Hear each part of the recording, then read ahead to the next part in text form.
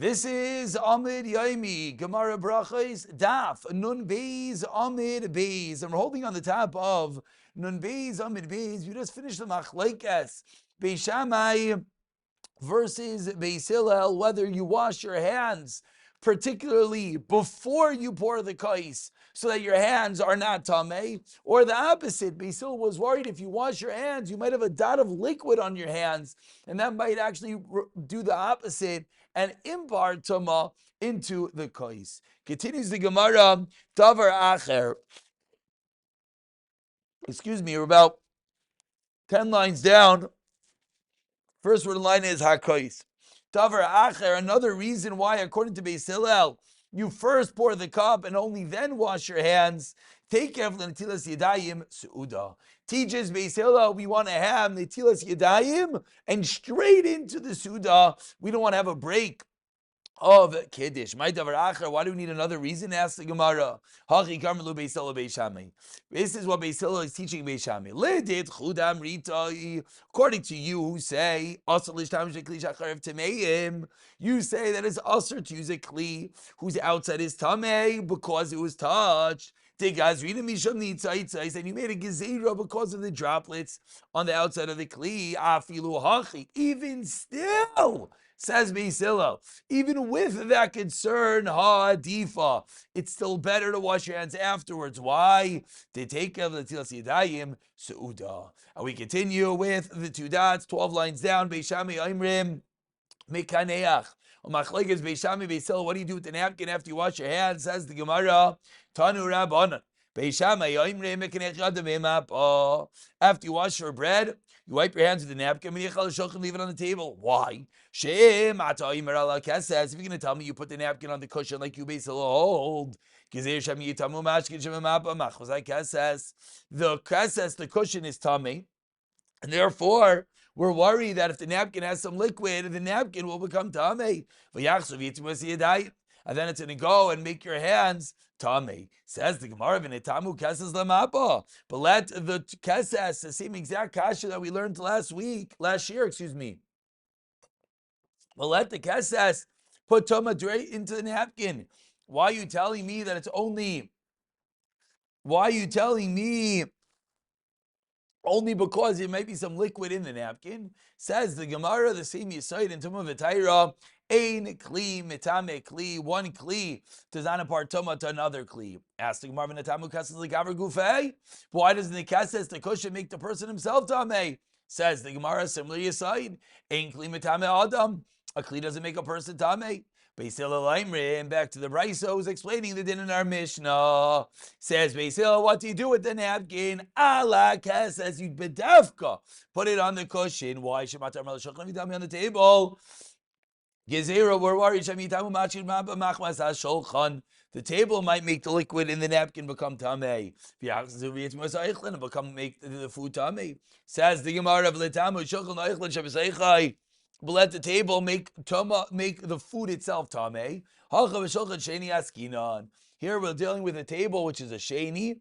Vein sheni shlishi b'chulin, and the sheni cannot make a shlishi in the case of chulin ella al yedei mashkin, only via a mashkin.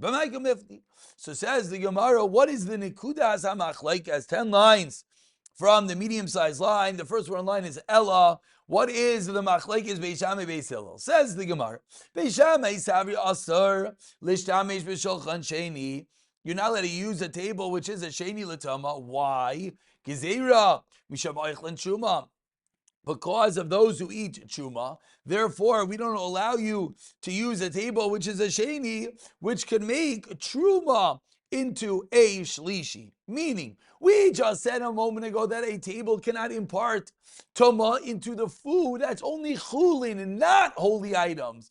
But holy items, truma, go an extra level. They could, yes, become a shlishi. Whereas Beis Hillel Savri, no, mutzal sham b'shulchan sheni.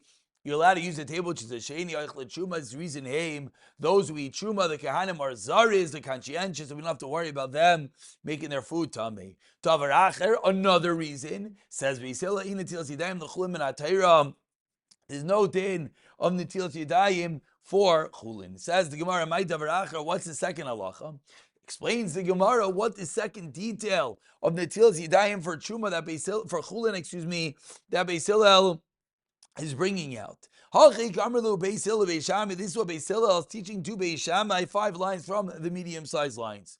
If you, Beis Shammai, are going to ask me, what's the difference by Eichlin that we're worried about Tumah from the liquid on the napkins?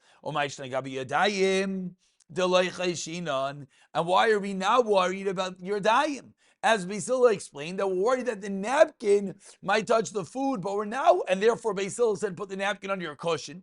And Beis Hillel is now worried that the napkin might transmit tumah to your hands. Why? What's the difference? Asks Beis Shammai to Beis Hillel. Explains Beis Hillel, explains Beis Hillel, it's still better to put the napkin on the cushion and not on the table. Why? There's no biblical midaraisa tikadin to wash your hands for chulin, and therefore mutav. If we have to make a choice, sometimes we have to weigh pros versus cons.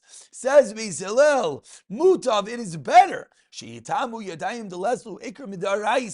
I rather your hands become tummy. And if the napkin is on the cushion and the cushion might become tummy and the napkin might become tummy from the cushion, it might be tummy your hands. I prefer that. I don't want the food to become tame, as there's a din oichlin becoming tame midi araisa. And the first medium-sized line, we quote the third machlekes Beis Shammai Beis Hillel in the Mishnah, which is Beis Shammai oimrim mechabdin. We first sweep and then do my machreinim, whereas Beis Hillel said the opposite. Says the Gemara, Tanu Rabbanan. Beis Shammai oimrim mechabdin sabai yisachanot liyadayim. Why? It will ruin the food. It will ruin the food. Why? Because because they didn't have those fancy things that we have, and it might splatter on the food and ruin the food. But says the Gemara, Beis Shammai does not hold of washing your hands with netilas yadayim, washing your hands first. My taima. What's the reason that you're first getting rid of the leftovers? What's the reason and only then washing your hands? Misham Beirurin, because of the leftover pieces of bread, as we just said, and they might become gross by the water, the splash of the Mayim Achronim. So how does Beis Hillel respond? Beis Shammai is a gavaldic reason. Again, you're going to wash your hands and the droplets are going to get on the bread, the droplets are going to get on the leftover food and ruin it. Says the Gemara, Beis Hillel responds, Im shamish talmid chacham. If the waiter is a talmid chacham, neil barum sheish ben kezayis. Before my machronim, he takes away the big pieces of bread that have a size of an olive, a kezayis minich barum shein ben kezayis. Says the Gemara, this is a rayam yisayil Rav Yochanan, Damar Rav Yochanan, pirurin shein ben kezayis, mutter la'abdam biyad. And therefore, Beis Hillel is not worried about the little crumbs they might get wet, because you're allowed to destroy those. Only the larger pieces he's worried about. And that's where Beis Hillel said, Talmid Chacham removes them from the table. Says the Gemara, like we saw prior, what is the Nekudas HaMachloikes? Beis Hillel, Savri, 6 lines into the medium-sized line. First word on line is Savri. Beis Hillel holds us l'shamich b'shamich ha'aretz. You cannot have a waiter who's an ha'aretz, and therefore the waiter is going to know what he's doing. He's going to get rid of the big pieces of bread, and the small pieces we're not worried about. Beis Shammai Savri, no. If we have to be worried, there's going to be bread left over.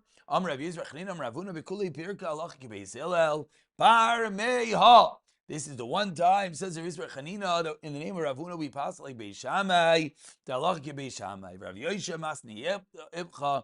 Rav Yosha said the opposite. The Beis Shammai said we first wash my machreinim and then we get rid of the challah, then we sweep. Then we're also paskening like Beis Hillel. So the Gemara is concluding whether it's the only time you pass like Beis Shammai or whether we switch around the names. You certainly should first get rid of, first sweep, and only then afterwards do mayim achroinim. Says the Gemara Beis Shammai Neru Mazain, continuing to the next machlekes in the Mishnah, 6 lines from the wide lines, that in a case, again, you have Berachos Mazain and Havdalah together, as we saw in the previous year, you come home and you only have one kais left. So you want to have Malava Malkam, you bench ala Kais, but now you have a challenge because you have to bench and do Havdalah at the same time. Says the Gemara, let's begin with a story. Ravuna Bar Yehuda Ekloy Lebei Rav went to the house of Rav Chazil Rav the Baruch Absamim Bereish, and when they were making Havdalah, they made a brach on the besamim and then on the ner, like we do. Amar le Ravuna Bar Yehuda said, "Michli Risham Beisil Amar le Pligi." They don't argue about the brach on the ner, whether it comes before the besamim. Ditzanan Beisham Yom Ner Mazim Besamim Havdalah. Seemingly, but they both concur that the ner is first. So why are you making a bracha on the besamim first? Ani Rava Basrei, Rava responded, Zudivri Rab Meir, and this is what we referred to yesterday as we have a machlekes Rab Meir and Rab Yehuda as to what is the machlekes Beisham Beis Hillel. Explains Rava, that's what Rab Meir holds. Aval Rab Yehuda Omer Lenechel Beisham Beis Hillel al Amazain Shuv Techila. They both agree that the Mazain, the Berachos Mazain comes first, and Val Havdalah Shiba Saif. So what's the machlekes Amanechleku?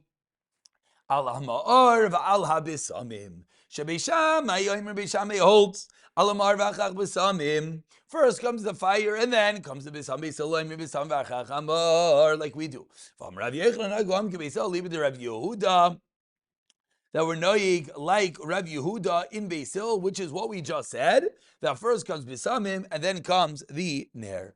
And we continue on the second very wide line. Beishami Oimrim Shebara, that Hashem created the Eish. Beisil Oimrim says, Bayrei Ma'oirei, he creates the Eish. Amar Rava Bebara Kuliyam Loi Pligi de Bara Mashma. No one argues that when you say Bara, it means he created in the past. Kipligi, what's the machlekes bibayrei? When you say the word bayrei, beishamei savri bayrei to asid limivra. What does bayrei mean? He will create in the future, and if there's no reason to say that right now, what we're thinking Hashem for the future, creating an age, that's no shaykhs. Whereas Beis Hillel savri, no, bayrei nami debara mashma, that he created in the past, and therefore it makes sense to say bayrei. Masiv Rav Yosef, 1 second, we say in davening every day, Yitzhar, O Bayrei Chayshech, Yitzharim, O Bayrei Ruach, Bayrei Shamayim, Anoteihem. And in these psukim, the word Bayrei is things that Hashem created. So how could Beis Shammai say the word Bayrei means only in the future? Answers the Gemara, Elam Rav Yosef, Bebara, Bebayrei, Kulem Loi Pligi Debara Mashma. Everyone agrees that it means in the past. Ki Pligi Bima'ar Ume'oirei. There's only one light in a fire, and therefore you say in the singular, me'ar ha'ish. There's many lights in a fire, and therefore you say bari me'oirei ha'ish in the plural. There's many illuminations in the fire, many different colors, many different flames within one flame, and therefore that's why we say it in the plural, bari me'oirei ha'ish. We'll pick it up from 5 lines from the bottom in Mevarchim in the next year, B'siyata Dishmaya.